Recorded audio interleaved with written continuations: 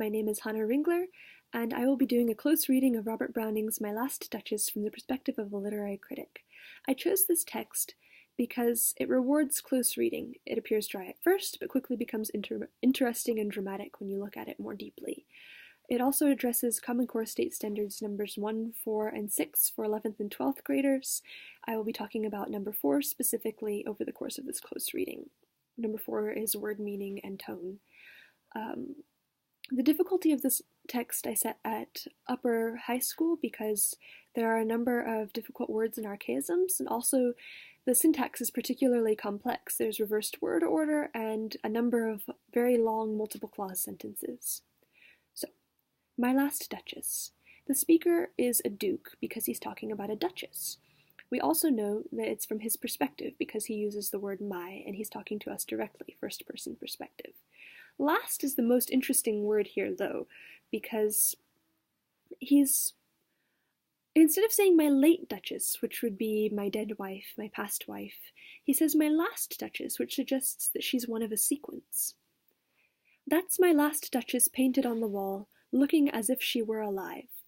So that literally means that there's a painting of my wife, and it's a very lifelike painting. However, the combination of the word last plus the simile with as if she were alive makes us realize that this woman is dead.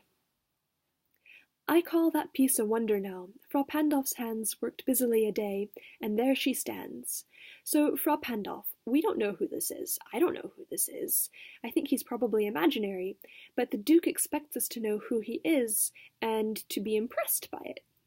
However, he only worked for a day, which I don't know very much about art, but I'm going to go out on a limb and say that most portraits take longer than a day to paint, and that a portrait painted in a day is not going to be very high quality. So either he couldn't afford to have a longer period of time for the painting, or he didn't value the subject of the painting, his duchess, that much. Please you sit and look at her? So, we're walking through the palace right now, the Duke's palace, looking at things, and apparently we're in the middle of a conversation. I said Frau Pandolf by design, for never read strangers like you that pictured countenance. So, strangers. This is someone he doesn't know very well, whoever he is addressing. Also, he uses the word pictured. That literally means painted, but it's an odd word to use here because the other meanings of this word can be fantasized or imagined, like if you picture something in your head.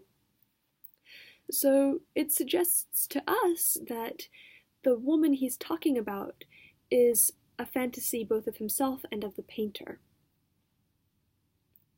So, that pictured countenance, the depth and passion of its earnest glance, but to myself they turned, since none puts by the curtain I have drawn for you but I. So, only he can remove the curtain and show the painting. However, this is kind of odd because he's showing it to a lot of people, which means that it's not covered because he mourns the woman and doesn't want to look at her. Instead, it's covered because he wants to control who can look at her, how she can be seen, and when she can be seen. It's very possessive and it's very controlling. And seemed as they would ask me if they durst. They don't ask him, though. They just seem as if they would ask him. That's a very important word there. How such a glance came there. And at the beginning of the sentence, we think they're talking about who painted it, because the phrasing suggests that we can't recognize the painter in the painting. Never read strangers like you that pictured countenance. But by the end of the sentence, it becomes clear that what he's actually talking about is the painting's expression. So how did that expression on her face get there? Why does she look like that? So not the first are you to turn and ask thus. Many people have looked at him, not asked, but just looked at him. Sir, 'twas not her husband's presence only called that spot of joy into the Duchess's cheek. Only. So that means literally that there are more than one thing that make Duchess happy, that give her pleasure, that give her joy. However, the use of the word only with her husband's presence only, to me that sounds like he thinks that it's inappropriate for other things to call that spot of joy into her cheek, that she's pleased by things that he thinks are inappropriate, maybe that he finds flirtatious, or that maybe he thinks she's got another lover, or that she's prone to having flings with other men, or who knows. But it goes very well with the whole controlling of the curtain thing. So that is the first 15 lines of My Last Duchess. Thank you very much for listening. I hope that it was helpful.